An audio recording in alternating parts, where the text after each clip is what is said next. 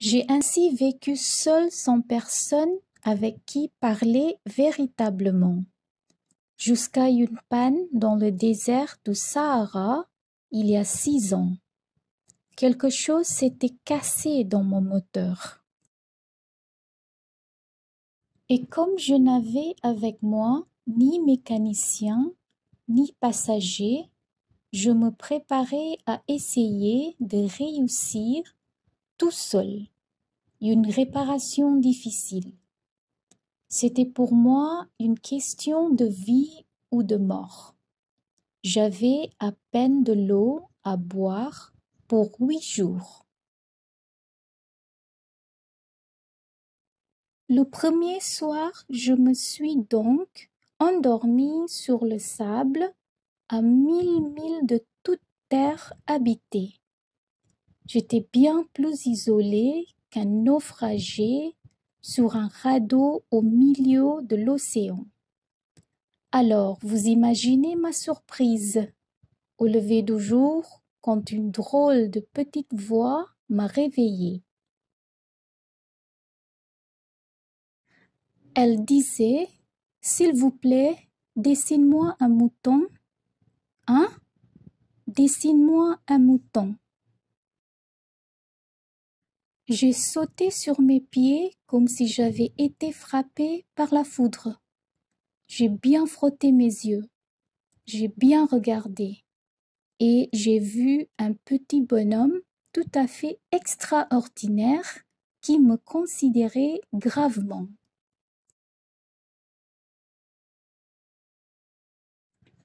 Voilà le meilleur portrait que, plus tard, j'ai réussi à faire de lui. Mais mon dessin, bien sûr, est beaucoup moins ravissant que le modèle.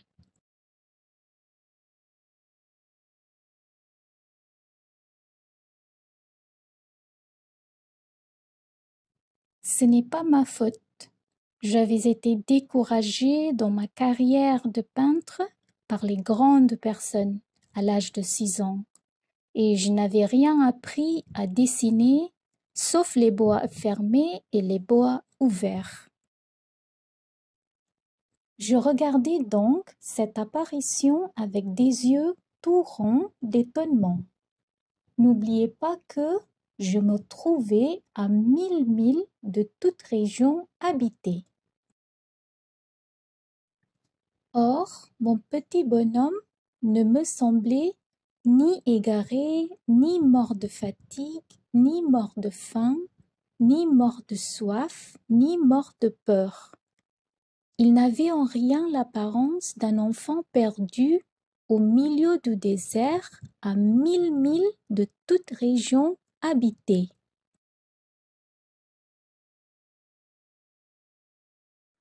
Quand je réussis enfin à parler, je lui dis: « Mais qu'est-ce que tu fais là ?» Et il me répéta alors, tout doucement, comme une chose très sérieuse: « S'il vous plaît, dessine-moi un mouton. »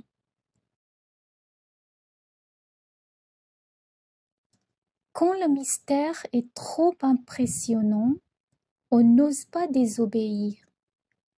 Aussi absurde que cela me sembla à 1000 milles de tous les endroits habités et en danger de mort, je sortis de ma poche une feuille de papier et un stylographe. Mais je me rappelai alors que j'avais surtout étudié la géographie, l'histoire, le calcul et la grammaire.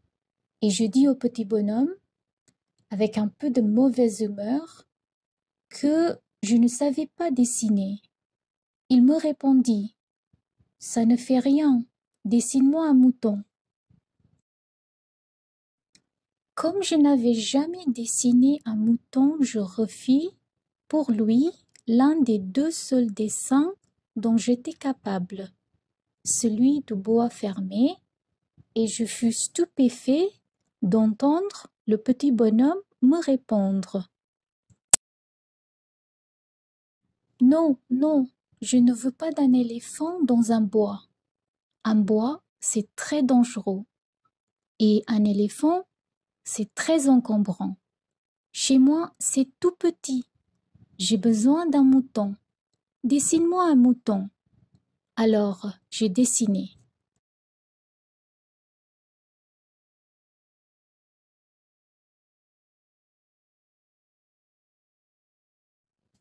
Il regarda attentivement, puis, non, celui-là est déjà très malade. Faisons un autre. Je dessinai.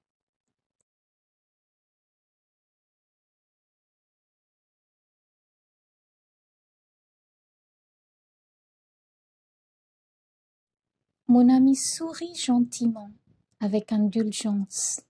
Tu vois bien, ce n'est pas un mouton, c'est un bélier. Il a des cornes.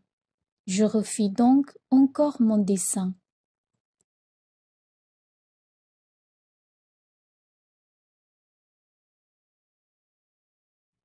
Mais il fut refusé comme les précédents. Celui-là est trop vieux. Je veux un mouton qui vive longtemps. Alors, faute de patience, comme j'avais hâte de commencer le démontage de mon moteur, je griffonnai ce dessin-ci.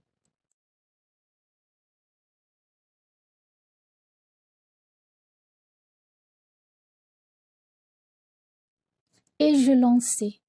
Ça, c'est la caisse. Le mouton que tu veux est dedans. Mais je fus bien surpris de voir s'illuminer le visage de mon jeune juge.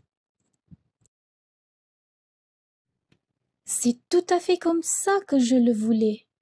Crois-tu qu'il faille beaucoup d'air à ce mouton? Pourquoi? Parce que chez moi, c'est tout petit. Ça suffira sûrement. Je t'ai donné un tout petit mouton.